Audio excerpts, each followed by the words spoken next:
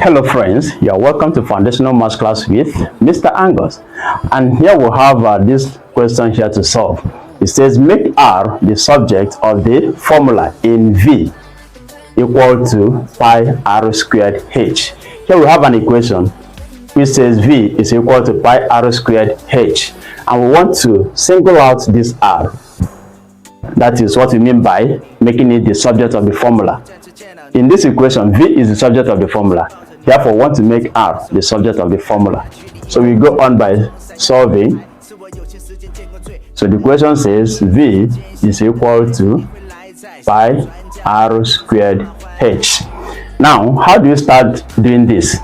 Firstly, we need to find out that pi and h are attached to this r squared by the power of multiplication. So we can equally call pi and h the coefficient of r squared. Then how do we now eliminate them? We need to eliminate these two people so that this one will be alone.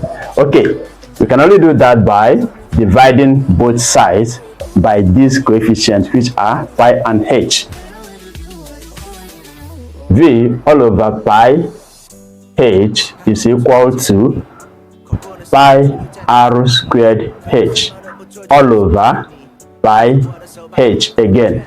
Remember that in every equation, whatever you do to the right hand side, you also do it to the left hand side. So since we are dividing both sides by the coefficients, which are pi and h, let's go ahead and divide.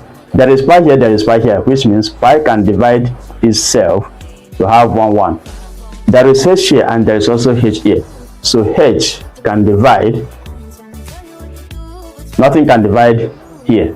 Therefore, we now have V over pi h is equal to, we are left with r squared here. What are we going to do next? Because we are not asked to make r squared the subject of the formula, but what? R. So for us to make r the subject here, we need to eliminate this power of 2. And how do you do that? Whenever you have any power, for you to eliminate it, you must bring in a root that is equal to the power. So since this is square, we are going to bring in square root in order to eliminate the square. So let's go ahead by doing that. Remember, whatever thing you do to the right hand side, you do it to the left hand side. So square root of V all over pi h is equal to square root of r squared. So you can now see that the square root can now eliminate the square. This goes, and hereby having square root of V over pi h is equal to r. So you can now see that r is standing alone. Therefore, we have made r the subject of the formula.